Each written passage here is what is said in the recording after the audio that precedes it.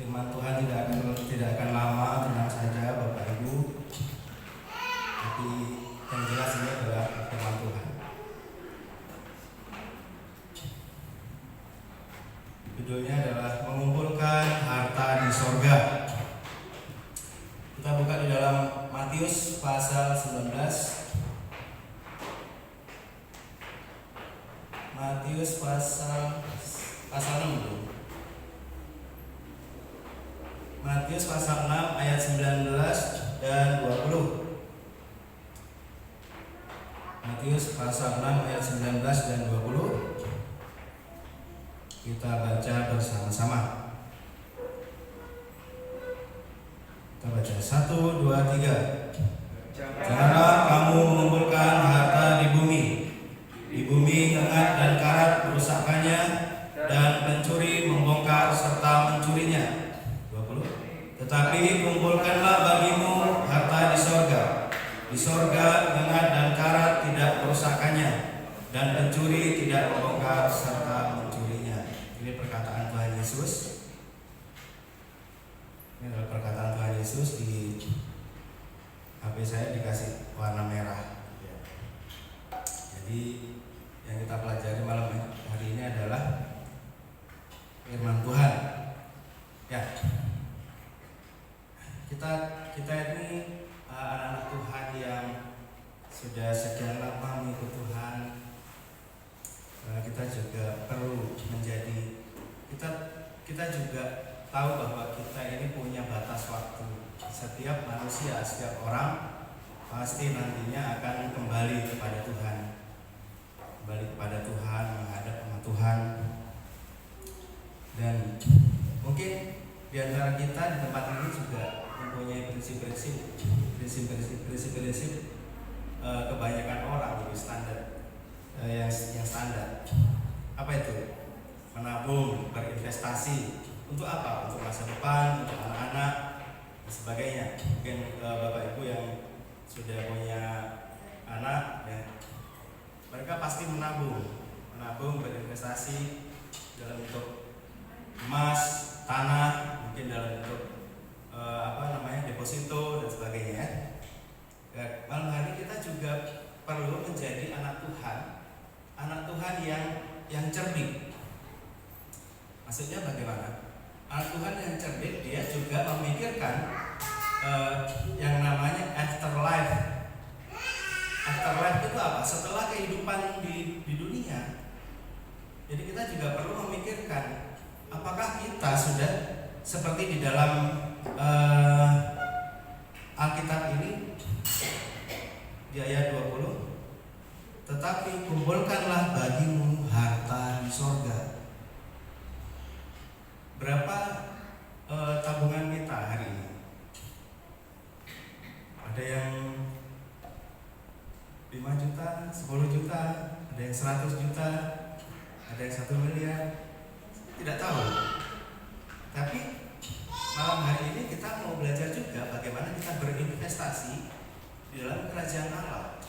Karena itu yang kekal sifatnya. Jadi kita juga harus jadi anak Tuhan yang cerdik. Gitu Bapak Ibu. Bukan hanya berpikiran pikiran yang sesaat saja. Bahwasanya selama di dunia ya saya harus berinvestasi sebanyak mungkin. Saya beli tanah di mana-mana, beli emas berkilo-kilo gitu. Ya, kita juga harus belajar mengumpulkan bagimu harta di sorga. Jadi ini perkataan Tuhan Yesus. Perkataan Tuhan Yesus langsung. Ya, karena apa? Di sorga ngengat dan karat tidak merusakkannya, dan pencuri tidak membongkar serta mencurinya. Apakah harta itu akan kita miliki selamanya atau hanya sampai umur kita ya paling tidak 100 tahun, paling mentok ya. Kalau kita diberi umur panjang 100 tahun. Ada yang katakan firman Tuhan adalah 80 tahun, 70 tahun, lebihnya adalah penderitaan. Bagaimana saat kita nanti meninggal? Saya membayangkan, saya cari tadi gambarnya, ilustrasinya. Bagaimana saat kita kembali kepada Bapa di gerbang sorga, kita bertemu sama Tuhan Yesus. Tuhan, aku siap masuk sorga. Karena dari GBAP, jemaatnya GBAP sudah ada yang meninggal, sudah siap untuk masuk sorga. Tuhan, aku siap masuk sorga. Oh iya, silakan anakku. Dari mana gerejanya? Gereja GBAP. Oh iya ya. Ya silakan masuk sorga. Silakan masuk. Ternyata waktu di sorga,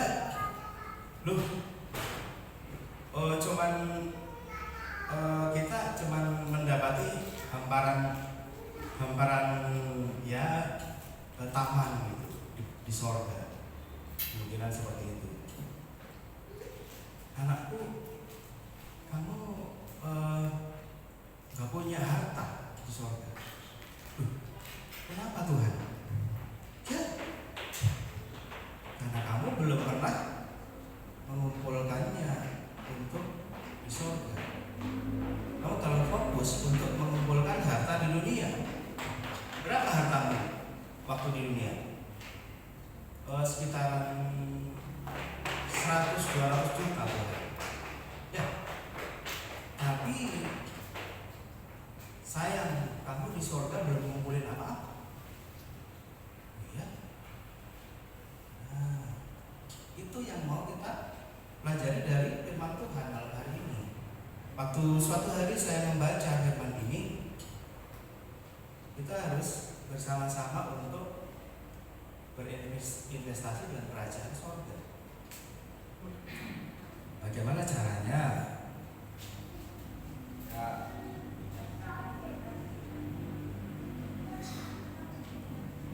Tapi apakah kita sebenarnya masih perlu harta di sorga? Masuk sorga ya seperti itulah, dapatkan taman yang indah, sungai-sungai yang indah, buah-buahan. Apakah perlu di sana harta di sorga? Pertanyaannya. Kalau nggak perlu, Tuhan juga nggak akan mungkin menghimbau kita. Tuh, di ayat 20, kumpulkanlah bagimu harta di sorga. Itu jelas-jelas Tuhan akan minta kepada kita untuk mengumpulkan harta di sorga. Ya, jadi harta di sorga itu juga perlu kita kumpul. Ya, jangan sekali lagi ini adalah untuk hal yang kekal. Kalau kita nabung di dunia itu untuk sementara, ini untuk hal yang kekal. Bagaimana cara beroleh harta di sorga? Kita baca di dalam Matius pasal 19. Matius 19 ayat 16 sampai 21.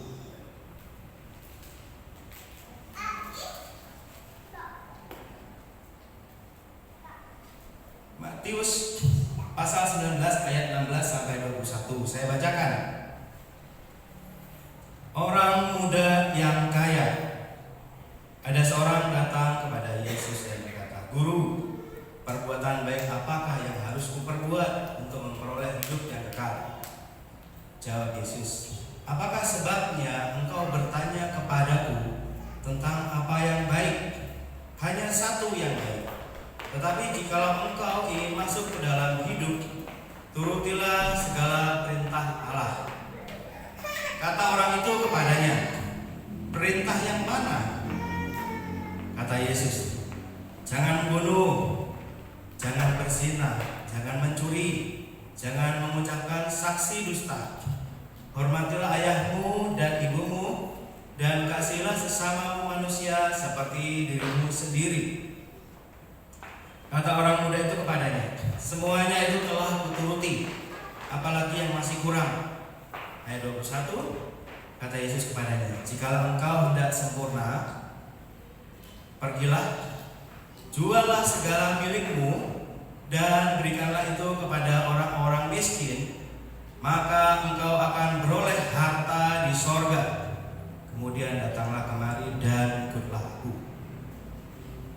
Ya, Bapak Ibu, cara beroleh harta di di sorga, saya juga sudah cek di Alkitab ini, yang menyebutkan cara untuk beroleh harta di sorga adalah memberi atau berbagi dengan yang miskin. Ya, memberi, berbagi dengan yang miskin. Ini perkataan Tuhan, ya. Dikatakan di ayat 2. Jadi di ayat 21 ini, jika engkau hendak sempurna, pergilah, jualah segala milikmu dan berikanlah itu kepada orang-orang miskin, maka engkau akan beroleh harta di sorga. Kemudian datanglah kemari dan ikutlah aku. Jadi firman Tuhan malam hari ini mengajar kepada kita supaya kita juga memberikan sedekah. Jadi sedekah itu bukan hanya dimiliki oleh teman kita di seberang. Beramal, bersedekah. Kalau kita lihat di kota-kota amal, di rumah makan, ada dalil-dalil kenapa kok kita harus beramal, begini. Nah, itu bukan milik mereka saja, tapi di dalam Alkitab Tuhan Yesus juga memerintahkan kepada kita, kalau kita ingin beroleh harta di sorga, dikatakan ini, berikanlah itu kepada orang-orang miskin, maka engkau akan beroleh harta di sorga. Kemudian datanglah kemari dan ikutlah aku. Ya, jikalau engkau hendak sempurna. Nah, Bapak Ibu, kekristenan itu sangatlah unik.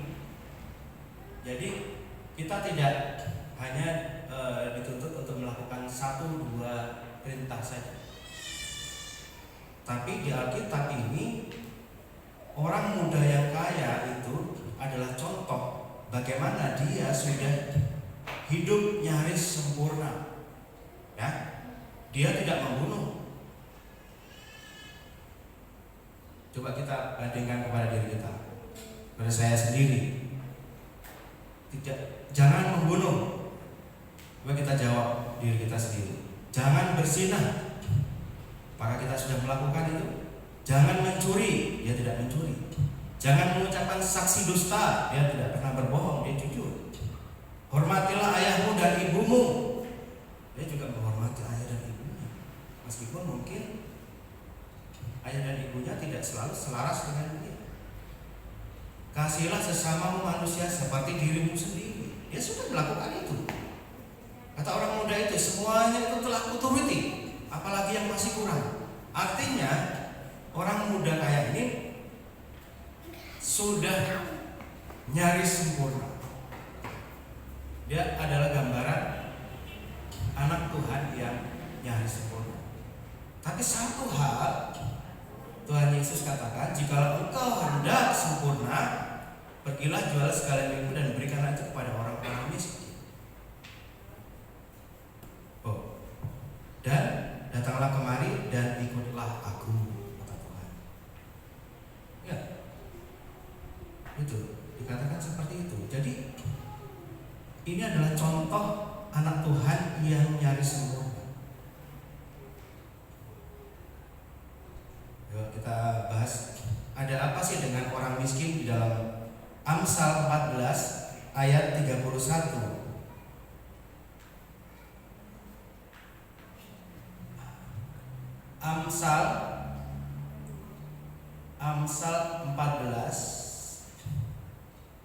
Amsal 14 ayat 31.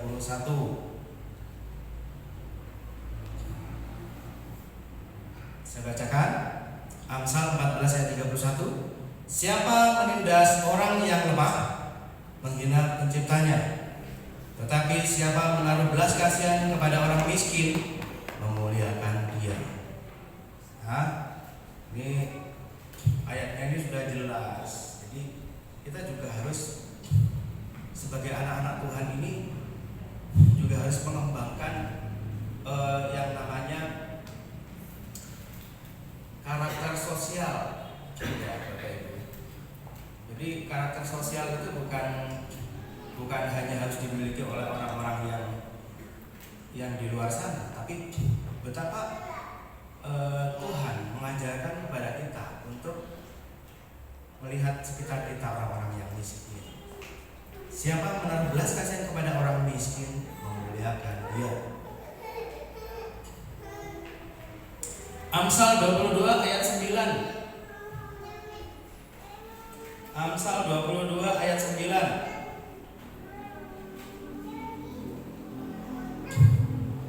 Saya bacakan. Orang yang baik hati akan diberkati, karena ia membagi rezekinya dengan si miskin. Ya. Jadi kalau yang namanya anak Tuhan itu murah hati. Namanya anak Tuhan murah hati. Bukan hanya sekadar bicara.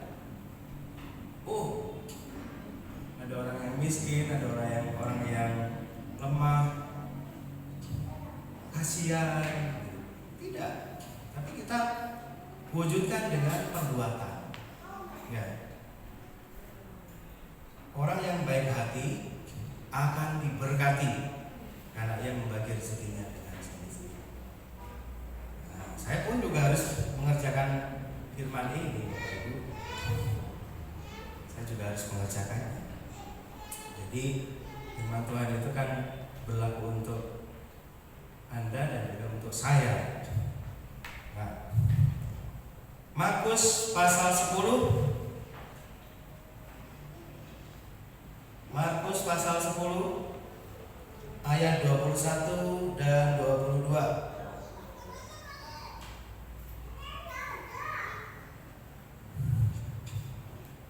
Markus pasal 10 ayat 21 dan 22.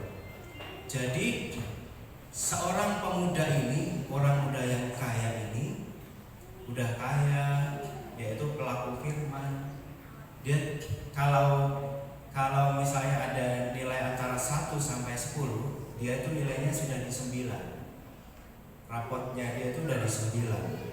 Sudah nyaris sempurna. Satu langkah lagi, satu nilai lagi, dia sudah sempurna. Nilainya udah 10. Atau kalau ini 100. Ya. Tapi apa? Di ayat 21. Ayat 21, tetapi Yesus memandang dia dan menaruh kasih kepadanya, lalu berkata kepadanya, hanya satu lagi kekuranganmu. Pergilah, jualah apa yang kau miliki dan berikanlah itu kepada orang-orang miskin, maka engkau akan beroleh harta di sorga. Kemudian datanglah kemari dan ikutlah aku. Ayat 22. Apa reaksinya orang muda itu? Mendengar perkataan itu, ia menjadi kecewa, lalu pergi dengan sedih sebab banyak hartanya.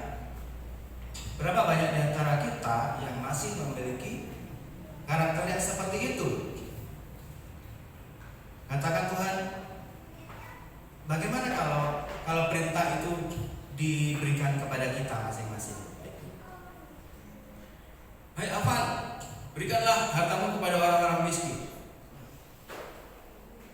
Lalu datanglah kemari dan ikutlah aku. Apa jawaban saya kepada Tuhan? Ini adalah ujian yang diberikan Tuhan. Itulah uniknya menjadi anak Tuhan. Kita ini diuji, Bapak Ibu. Di setiap fase kita ini diuji. Ada ujian-ujian dari Tuhan untuk kita yang akan membuat iman kita naik level. Tapi ternyata apa? Mendengar perkataan itu, ia menjadi kecewa, lalu pergi dengan sedih sebab banyak hartanya. Apakah dia lalu jadi sempurna? Kasihan. Artinya seharusnya dia dapat nilai 10. Tapi karena dia menjadi kecewa, lalu pergi dengan sedih sebab banyak hartanya, maka dia gak jadi sempurna. Nilainya 9. Nah, ya, kalau kita ingin menjadi sempurna, maka kita juga harus taat. Kita juga harus mengikut Tuhan dengan apa yang diinginkan Tuhan. Hidup menjadi anak Tuhan, menjadi seorang Kristen itu tidak seperti itu saja. Yang penting saya happy, yang penting tabunganku banyak,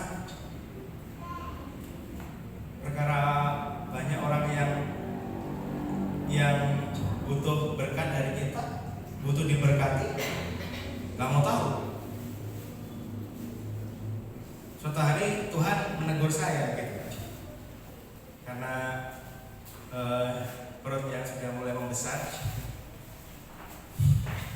"Kok perutmu gede?" "Ya." "Bagaimana dengan orang-orang yang perutnya masih kerangkeng?" "Oh iya juga Tuhan, saya juga harus berbagi dengan mereka." Artinya saya adalah orang yang diberkati Tuhan. Saya diberi cukup makan oleh Tuhan. Bagaimana dengan orang-orang yang di jalanan yang ada kadang tulisan di belakangnya itu masyarakat miskin, ada itu tulisannya. Dia pakai apa itu, semacam karung gitu, dia bawa di sepedanya, dia memulung ada kardus-kardus plastik-plastik.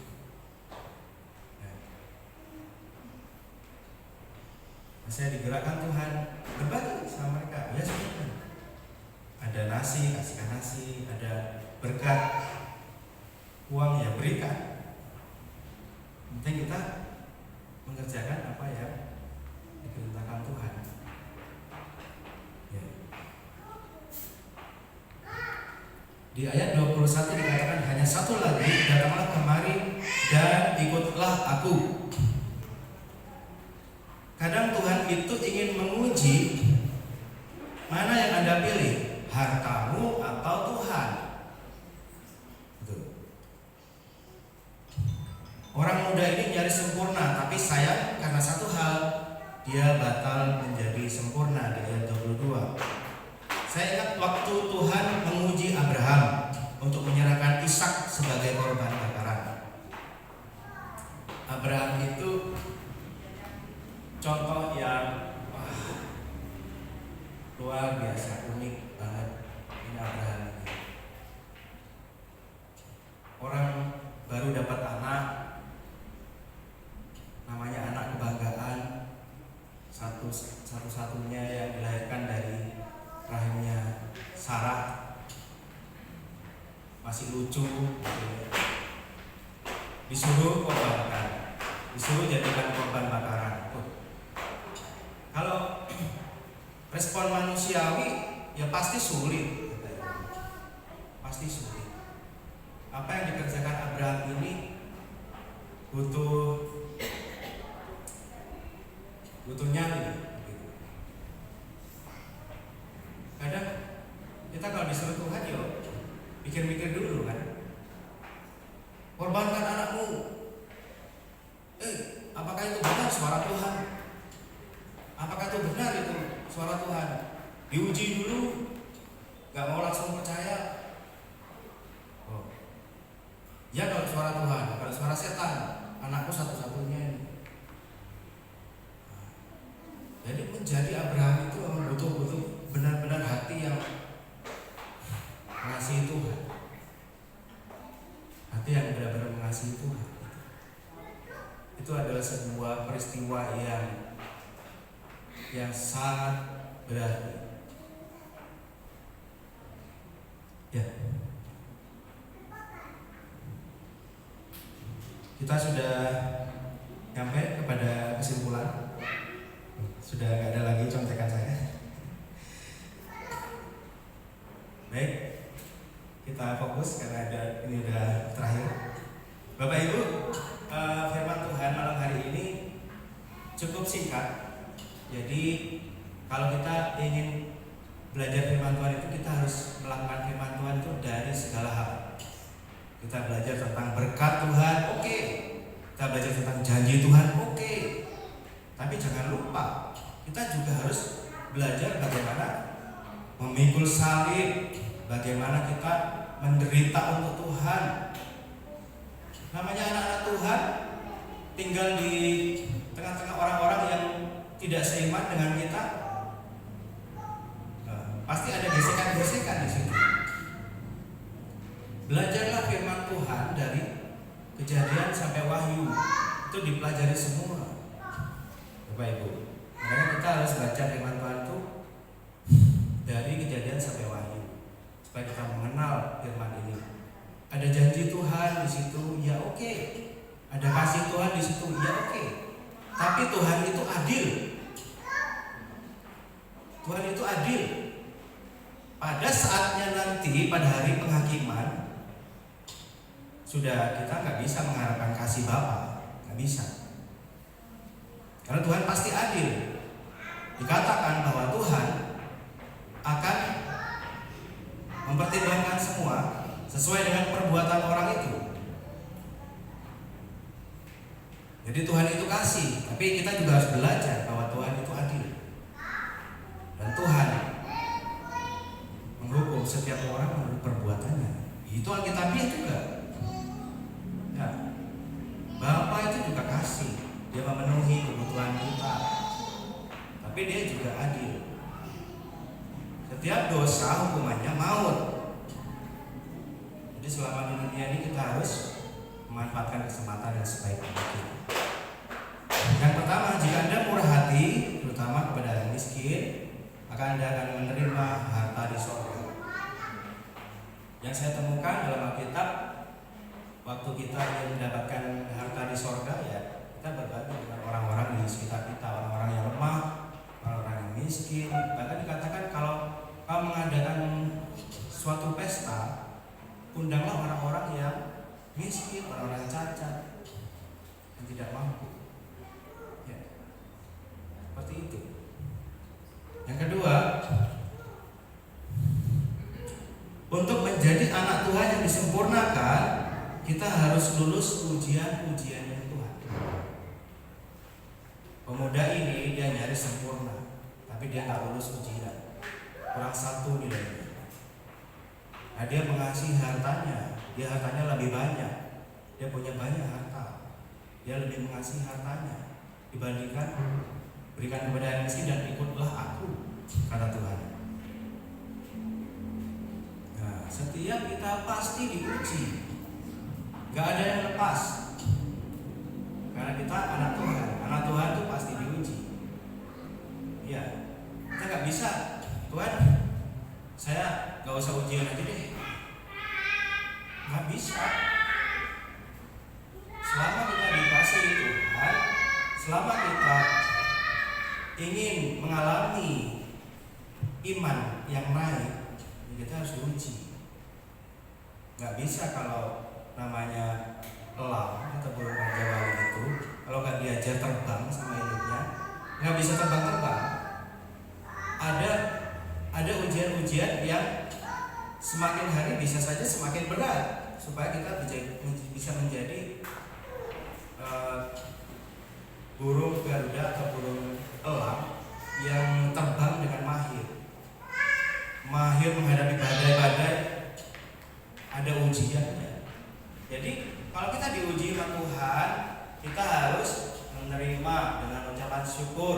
Kita harus bergumul dan menghadapi ujian itu bersama Tuhan. Amin. Amin. Baik.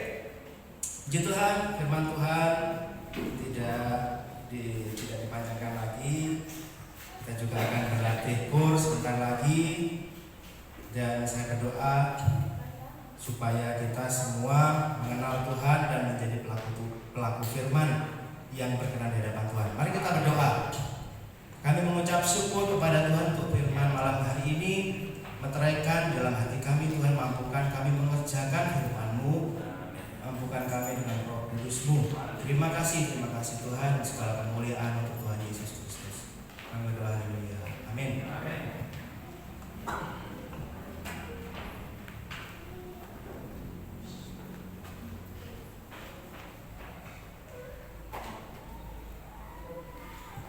Terima kasih Tuhan banyak yang menyampaikan firman Tuhan. Tuhan Yesus memberkati.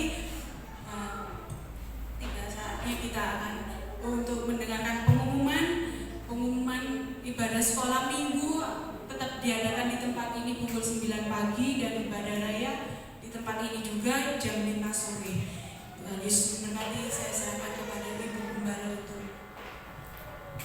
doa berkat.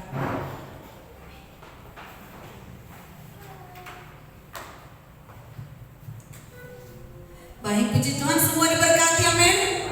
Hari ini kita diajari oleh dengan firman Tuhan bagaimana cara kita memperoleh kerajaan harta di surga.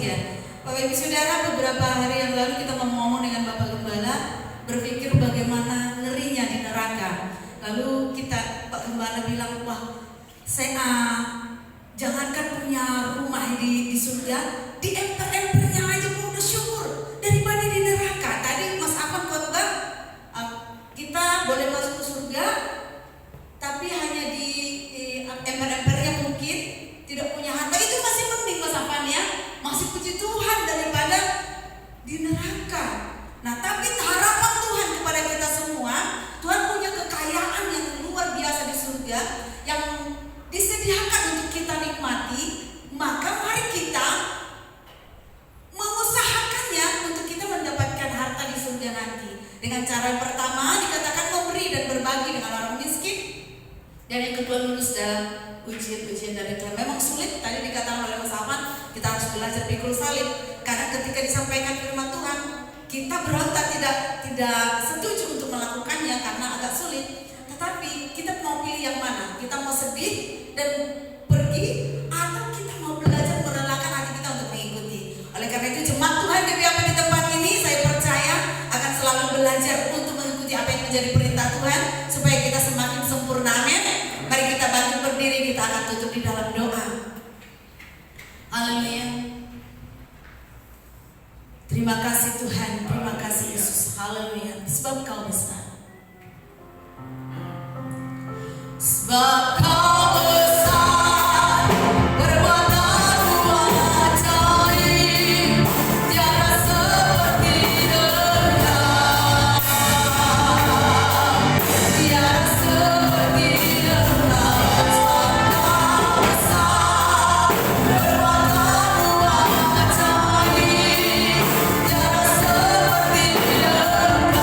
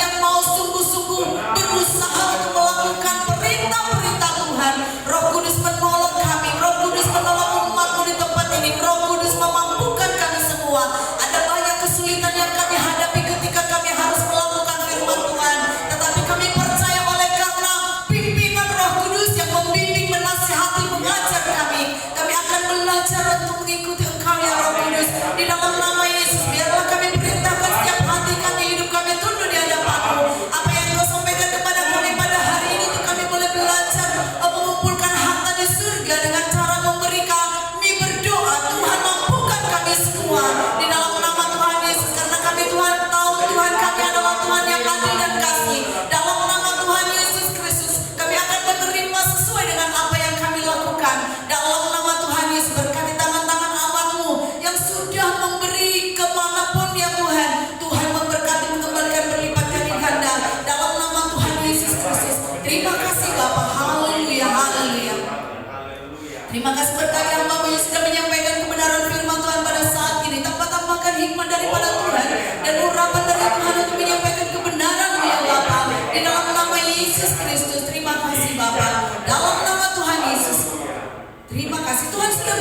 kami datang ke tempat ini, Tuhan juga akan menyertai jemaat-Mu pulang. Kami percaya sepanjang minggu Tuhan Engkau memberkati jemaat-Mu dengan kekuatan untuk melakukan kegiatan mereka sehari-hari. Kami minta kekuatan yang baru untuk menjalani hari-hari kami sepanjang minggu ini Bapa.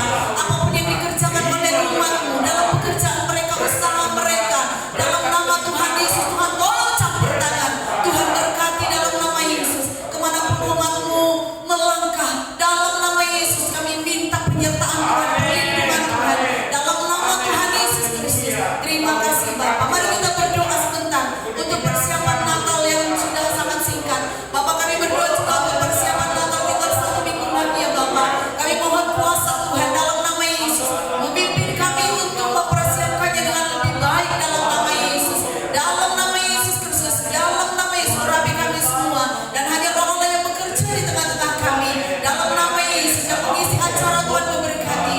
Dalam nama Yesus bagian dana Tuhan memberkati. Tuhan cukupkan semuanya dalam nama Yesus Kristus. Berkati tangan-tangan yang sudah memberikan ya Tuhan, dan yang belum Tuhan berikan kemampuan. Dalam nama Tuhan Yesus, terima kasih Bapa untuk dekor juga yang akan dilaksanakan Tuhan menolong. Dalam nama Tuhan Yesus, kami percaya Natal yang akan kami lakukan memuliakan nama Tuhan, sebab Tuhan akan memberkati, dan kami patahkan setiap kuasa yang bukan berasal dari Tuhan yang mencuri damai dalam nama Tuhan Yesus.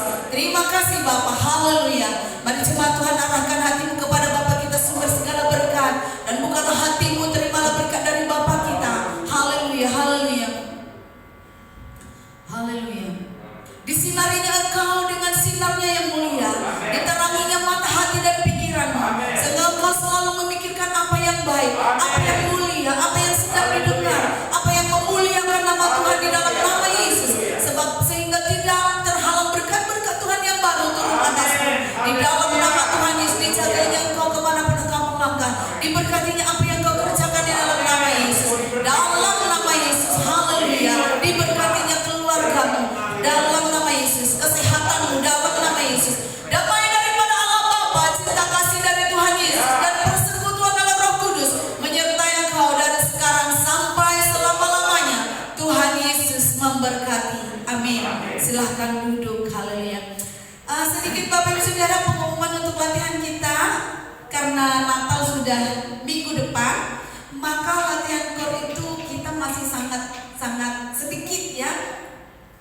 Masih perlu banyak latihan. Nah, jadi untuk supaya kita bisa memberikan yang lebih baik, maka yang siap memberikan waktunya untuk latihan hari ini, hari Kamis dan hari Jumat, maka kita akan latihan mulai nanti. Ya, yang siap mengikuti latihan hari ini, Kamis dan Jumat, karena kita latihan selama ini masih sangat minim. Jadi masih perlu latihannya ditingkatkan. Kalau enggak nanti kita meraba-raba lagunya nggak bisa gitu ya. Jadi yang siap kita akan latihan bersama selesai ibadah. Tuhan Yesus memberkati.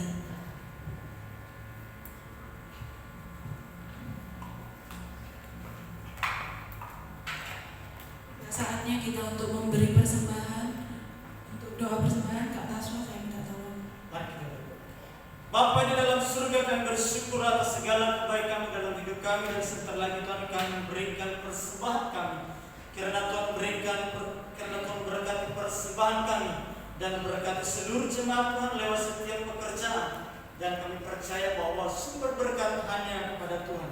Dan sempurnakanlah doa kami ini yang sesuai ajarkan kepada kami. Bapa kami yang di surga, dikuduskanlah namamu, datanglah kerajaanmu, carilah